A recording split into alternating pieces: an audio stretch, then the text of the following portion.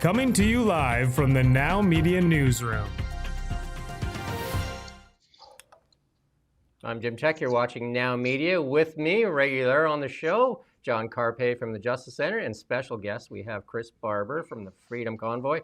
We're going to talk about the Crown failing to seize Big Red. That's the big story. I mean, that was the flag of the Freedom Convoy, really. But just to kind of like give this kind of some perspective, we're going to play that clip with Justin Trudeau and a little bit with the Freedom Convoy before we kick this off here. We're going to play that video.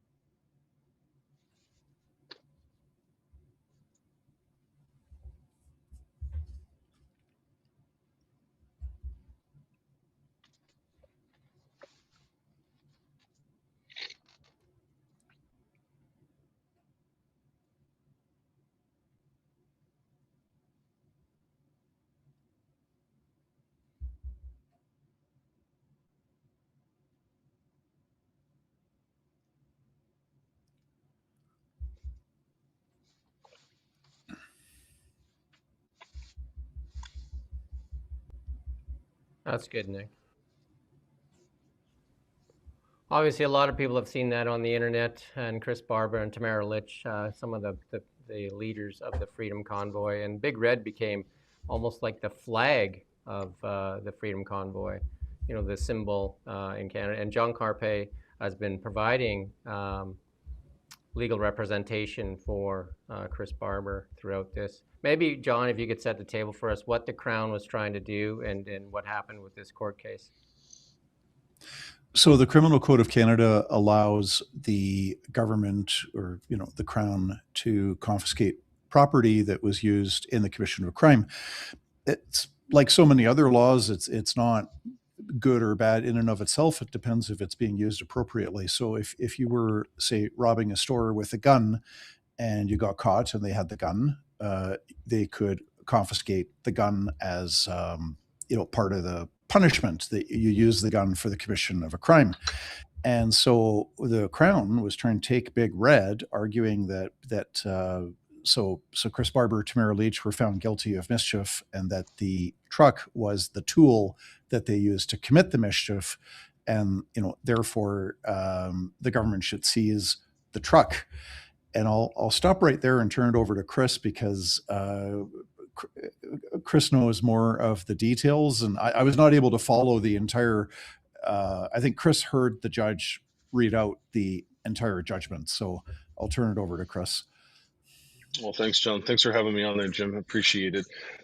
So we had a lengthy court battle, of course, through the last number of years here for the mischief trial, and found guilty of mischief, of course, and we're serving our current house sentence right now, 12 months of house arrest and then 6 months of curfew after that.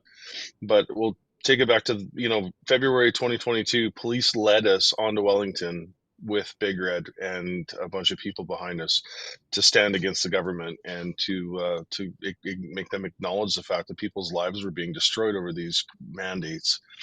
When the police asked me to take the truck out on February 7th, I listened to law enforcement and I removed the truck from downtown Ottawa. Not everybody removed their truck from downtown Ottawa, of course, but I listened to police guidance. I was there. I was acting in good faith. All we wanted was a conversation with our government, and it never happened. So I'll remind people that this truck is 22 years old. I bought this truck in November 26th of 2003. My son was 7 months old at that time and the first passenger.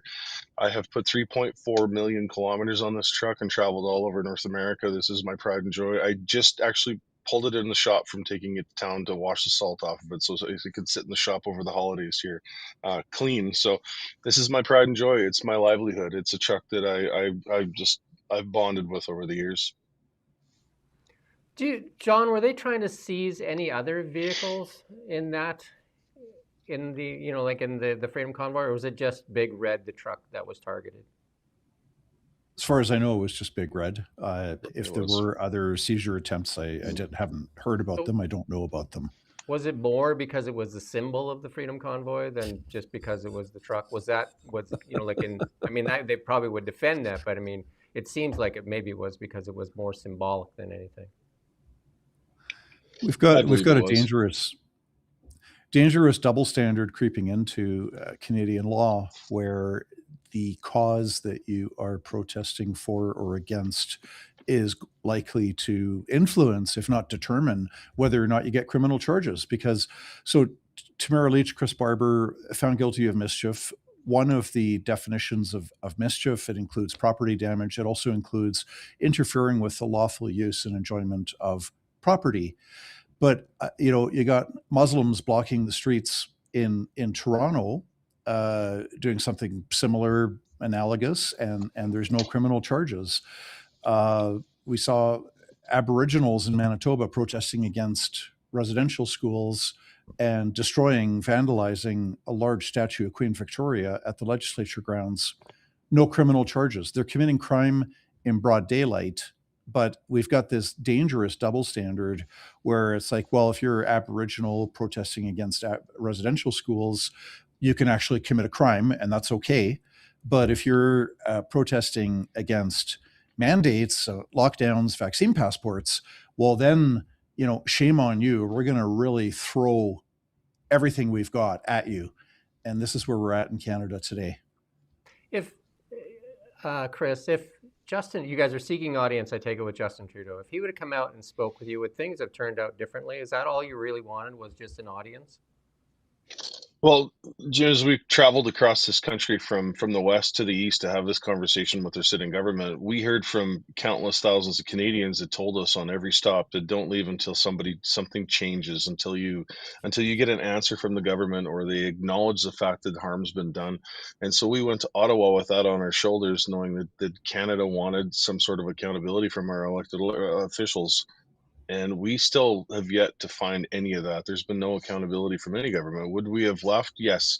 If we had that conversation with Trudeau and the government acknowledged the fact that wrongs were done, then absolutely. But, according to me, and I still feel this way today, we created change in this country. We lit the spark that lit the fire around the world. Yeah, this got international attention, actually more attention in the world, more empathy in the world than it did in Canadian mainstream media, for sure. Has anybody from the Liberal Party reached out to you at all, maybe with an apology or with anything, like, with the use of the Emergencies Act, where they said that was an unlawful use of that? Nothing? It's been radio silence on the Liberal front. The wrongs were done throughout the COVID, the pandemic, and through the protest and the way they enacted the Emergencies Act. And then even a year later, when Justice Mosley deemed the Emergencies Act's use illegal and unconstitutional, and still no accountability from our elected officials to this day.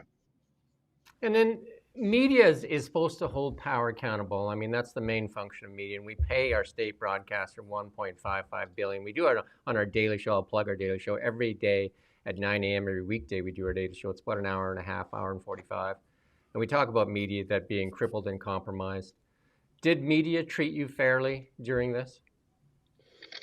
Independent journalists did. Independent journalists that don't take a pay cut from the federal government did. But our legacy media let us down. They gaslighted Canadians. They led the false narrative on what the Ottawa protest was actually like.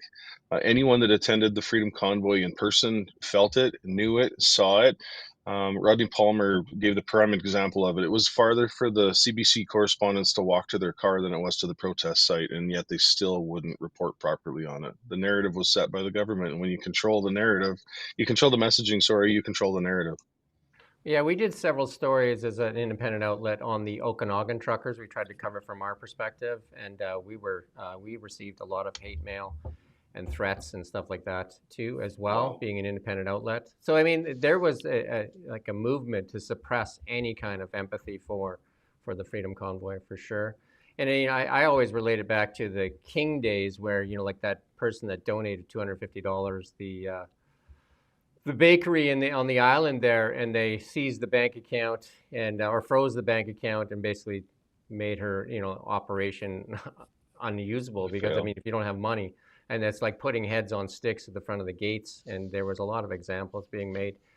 And I'm going to ask you, any crimes that you were charged with or that you guys committed other than parking violations and noise violations? That was it.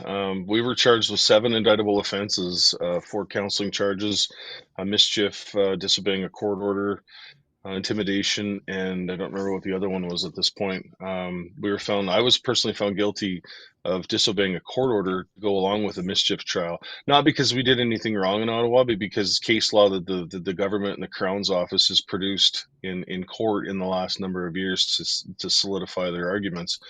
In a social media post, I said that if you look out the window and you see a vast majority of police coming down the street to kettle you or to arrest you when you're at a peaceful protest, honk the horn and let everybody know that it's happening. And of course, that went against the judge's no horn injunction. So they got me on that. Technicalities.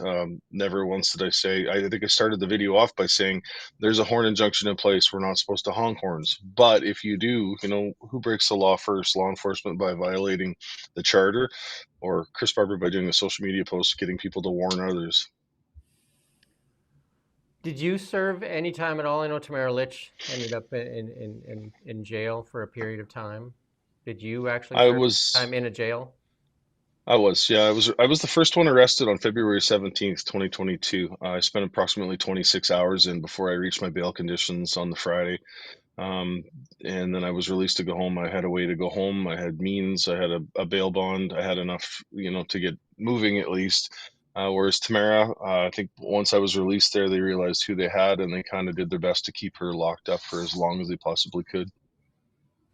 What has this done to you personally, like as far as your business goes, and how have you been able to kind of, like, since, like this is all over, how are you doing? How's your family doing? Well, our lives have changed drastically. I guess I'm a public figure now, so my business has been very good. We're busy. We specialize in hauling agriculture equipment in the United States and in Canada. So we've got a lot of notoriety for that. Of course, people Google my name and try and find a way to find me some work or to keep us busy, and we're very thankful for that. But it's definitely a different story. We could a lot of love and support. There's about 95% of love and support, but there's also that other thing too, where you get the negativity, you get the hate, you get the death threats, and you got to try and work your way through that. So it's just been trying to adapt to the new way of life since all this took part. And this is from my managing editor here. You put this out here, and he said, you've called yourself an internet troll in the past and expressed attrition about posts you said were racist yourself. Did you ever consider a defamation suit against the Liberals, including Trudeau, who were claiming the convoy consisted of Nazis and misogynists? No, I've spent enough time in the courts in the last number of years. The least thing I want to do right now is actually spend any more time in there. And litigating through a civil lawsuit is quite hard. We have, of course, John and the Justice Center are sponsoring this right now. As our $300 million lawsuit goes forward from the citizens of Ottawa via Paul Champ and his lead plaintiff Zexi Lee. So we still have that big one ahead of us yet. I've seen enough of court in the last number of years. I am quite fine jumping back behind the wheel of the truck or getting my hands dirty in the shop. There was that mysterious swastika that showed up, that flag that showed up for a few minutes there, and it seemed to have the photographer that seemed, I think it was Justin Trudeau's photographer, happened to be right on the spot at the time. Did anybody ever find out where that came from? That person was cloaked as well. No, and they'll never find that out. If that was any other group of people, they would have done their best to try and identify the person that did that. But I firmly believe that was some sort of an inside plant. I didn't stand with anybody there that represented swastika flags. That flag came out of the side door at a familiar hotel downtown Ottawa where the police were staying. It was flown at a quiet spot on the protest site where no protesters were around, and it disappeared just as fast as it came in until they got those still shot photos of it, and that's what they used against us. It was a war of propaganda. How was the interaction between the people, the truckers, and the police prior to the use of the Emergencies Act? Absolutely amazing. We had nothing but positive responses from law enforcement in downtown Ottawa. I worked with law enforcement for the entire 3 weeks, every single day out there working to make sure emergency lanes were open. Public safety was number one. I had a good rapport with every officer I dealt with. It wasn't until the Emergencies Act were invocated when you watched the officers that we dealt with for 3 weeks kind of take a step backwards, and they were replaced by new faces that we'd had never seen before. Yeah, there was a lot of, again, they were fairly cloaked when they moved in as well, right? And there was a lot of, like stuff that was said that they can't prove.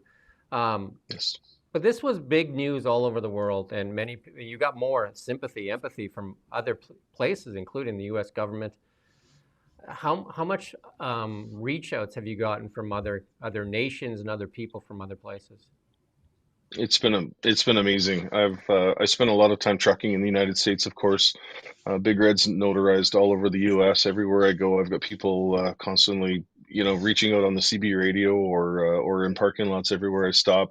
I've spoke to people all across the globe that supported the Freedom Convoy. It's amazing, and very humbling experience. I can tell you that personally. It's been an incredible experience, despite the lengthy court battles and everything else. But very much so, people are very appreciative all around the globe.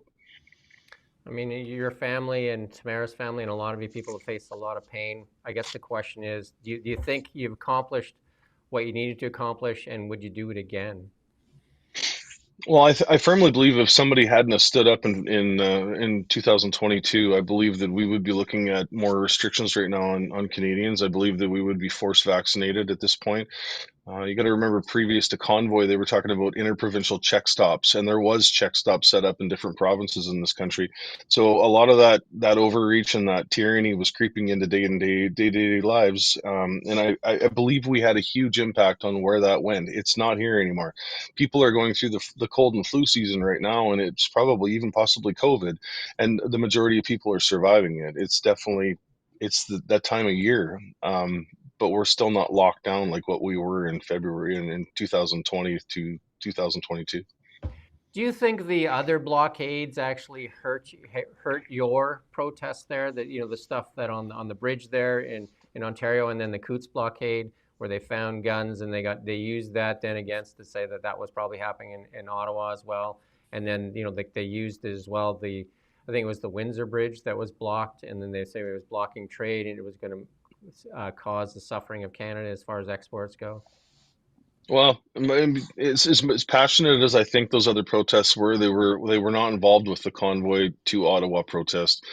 Blocking an international road of trade is actually an illegal a thing, and the government did definitely come down hard on that. Um, I compare that to parking violations, which we had in Ottawa. There, two different cases. They used a lot of case law from Coots and Windsor against us in the trial process in the last number of years, just to find us guilty of that mischief. So um, they're very passionate, and I appreciate all Canadians standing up when we needed to stand up in 2022. And I guess what would you want to say to Canadians that actually supported you? Some of them quietly because they were scared to speak out. Some of them were got threats from their employers. I mean, I had people say to me too that they'd like some of my. I'm a fairly outspoken my LinkedIn posts. They said they got threatened to be fired just for liking one of my posts, and that was going on all around Canada. Do you have a message for them? Well, don't be scared. When the government overreaches on us like that, there's a point in time when as you as a citizens owe it to your neighbor and your family to stand up and say you've had enough of that. And I think what the government's done throughout this court process in the last few years is installed a lot of fear in Canadians. You know that if you stand up, and we've heard that from law enforcement officers too at different protests. If you continue with this protest, do you want to wind up like Chris or Tamara? That's wrong. And I believe that when we all stand up and say we've had enough of this, then it ends. We need to unite as people and call out when government overreaches. And obviously, John at the Justice Center helped funded all of your defense there too. And I imagine that must have been good, not to, because the legal fees would have probably crushed you as well. I would be financially devastated right now if it wasn't for the Canadians standing behind the Justice Center. John has been there right from the start with us. Flew a team of lawyers in. We didn't know what we were doing there at the beginning. We were in this thing that was way bigger than any of us anticipated, and because of the help of the Justice Center and the donors that stand behind the Justice Center, we were able to continue and stand proud. And I'm very thankful. I'll eternally be grateful for John and his team at the JCCF. Anything to say to that, John? Well, I would say the same. Gratitude towards the donors. I mean, the legal bill, the criminal defense bills are roughly $350,000. I don't have the exact number over the past 4 years. That and credit goes to the people who donated. So there's thousands of Canadians. You know, some people give $20, some people give $1,000, and every imaginable amount, and it all comes together. And now we're still fighting. Chris alluded to a lawsuit launched by Ottawa bureaucrat by the name of Zexi Lee, and she and some other bureaucrats and businesses are suing Chris Barber, Tamara Leach, and a bunch of other people for $290 million over losing some sleep. And so what they're really after, though, is that there's money in escrow, right? There's court bank accounts where millions now are kind of parked there. And so Zexi Lee and other people want to get their hands on that money. And so this civil lawsuit, they always take years, and we'll wait and see what happens. But we've got Justice Center is providing lawyers to defend Tamara Leach, Chris Barber, and a bunch of other people in that civil lawsuit, and we're going to fight back hard against. Is there a against countersuit? that. Maybe a countersuit to be expected to sue them? Not that I'm aware of. I'm not sure offhand what that might be, but I mean, if Zexi Lee and the other bureaucrats assaulted the truckers or vandalized property, then yes, but I'm not aware of that. It's about to play out in court too. The certification on the lawsuit was going to take place early 2026, so we'll have a little bit more insight into how things are headed from there. The fight is still there, so. So right now you're under house arrest, I take it, and when does that expire? And that you were sentenced, I think, in late October, right? October 7th. So I will be under house arrest or some form of conditions until May of 2027. 12 months of house arrest, of course. I'm allowed to work. So today on my schedule with my probation officer, I asked for permission to take the trucks to town to wash the salt off of them. And that was my job this afternoon. And then, 6 months probation after that, or 6 months curfew, sorry, 10 to 5, I have to be home. So were you more of a local trucker or a long haul trucker? So, and how does that play out? I've been long haul for 33 years now. I still do that as well as I run the business, and I look after the dispatch and the paperwork, the billing, the receivables, that sort of thing, as well as fixing. So as long as it's on my schedule, I have to just coordinate with my probation officer twice a week on where I'm going to be, where I'm headed, where I'm sleeping. When I go to the United States, it lessens the amount of activity I have to put into that schedule. So I've been trying to plan my trips around the US here, and I do my job. So in the US, is this truck recognized? I imagine in Canada, it's pretty well known. But in the US, when you roll into a truck stop? Yeah, everywhere I stop, anywhere I stop in the United States, somebody recognizes me, and then we can, of course, have a conversation just driving down the highway. We truckers communicate via a CB radio still to this day, and I'm constantly on the CB radio chatting with people that recognize the truck and can't believe they've seen Big Red rolling through Minnesota. There you go. We just put Big Red up on the screen. I think you guys could see that Thank too. you. And you want to put it back up for a sec, Nick. So if you see this big truck rolling down the highway, you can give it a honk, and you can probably feel safe to honk at it. I love it. And you know, anything else you want to say today, John? Anything that I missed in with Chris there? Well, the Grinch failed in his efforts to steal Big Red, and I'm just thrilled and excited. I was nervous. I can only imagine Chris must have been 100 times more nervous than me, because it hits home personally, right? Whereas for me, it's kind of secondary as a concerned Canadian. But I didn't know what to expect. So when I got the news so the Crown tried to seize Big Red as a tool used in the commission of crimes. So just really happy that the Grinch failed to steal Big Red, and it's a great Christmas gift to Chris and his family, and I think to all Canadians. Those are my And then thoughts. Big Red's worth some money too, I imagine. Like a big truck, like to replace it, is what, 250? I don't know. It's been a while since I've. Yeah, that truck, brand new to this day, done up the way it's done with the extras on it, would be closer to 350,000 right now. There you go. And it's got 1 million miles, did you say, on it, rolling down the highway? 3.4 million kilometers on it. I've been bumper to bumper on that truck, fixing just about every component on it for the last 22 years. It is, like I said, most truckers use multiple trucks through the course of their trucking career, and I've had many trucks, but that truck has been my baby. I've raised my children in it. They have spent a lot of time as infants, changing their diapers on the bed and letting them come trucking with me when they were sick, when they were young. It seemed like the best therapy for them when they were sick and missing school. Throw them in the truck and they slept for 2 days, and every time they came home, they felt better. So. And I have one last question for you, and it is really back to the roots of how this happened. I imagine you and Tamara started this movement, and how did it snowballed, right? Because you get 1 truck, 2 trucks, 3 trucks, 4 trucks. Like, kind of just take us back to those moments, as it was still just kind of like a thought in your head, and how that kind of just like became such a movement across Canada. And and I talk to people, they would say, "Oh, those truckers in Ottawa, they're just a fringe group." And I said, "But that doesn't explain the tens of thousands that line the ditches on the way to Ottawa." Yeah. Sorry, I apologize. My dog's going to start barking. No, I never started the idea for the convoy, but what my involvement for it was bringing the truckers into it, I guess.